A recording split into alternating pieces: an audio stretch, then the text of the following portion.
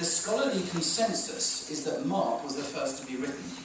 Matthew and Luke then used Mark as a source, as well as a hypothetical same source called Q. I think this is the most plausible explanation, although a few scholars disagree. To take Matthew as an example, he relies on Mark as one of his sources, but he clearly thought Mark was inadequate and incomplete. Sometimes Matthew paraphrases Mark, sometimes he deliberately alters Mark. This shows us that for Matthew, facts could be changed to enhance his message.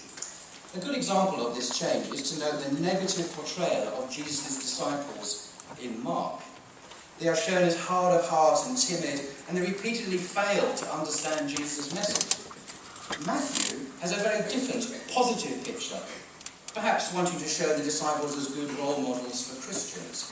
He is happy to change the facts of history to fit his point of view.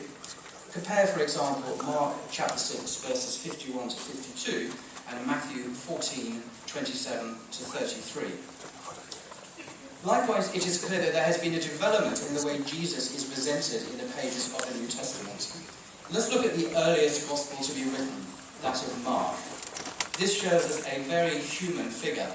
Jesus is a man who prays to God. Jesus is unable to work miracles in his own town. That's the second example. The third example, Jesus confesses his ignorance about the date of the end of the world. Fourth example, Jesus did not know the identity of a woman who touched him and had to ask his disciples for help. Fifth example, Jesus was so irritated by the absence of figs, he cursed a fig tree even though it was not the season for figs.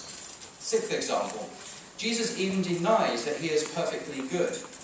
Seventh example, Mark portrays Jesus despairing of God's hope at the crucifixion as he cries, my God, why have you abandoned me?" So it seems clear that in the earliest gospel, Jesus does not exhibit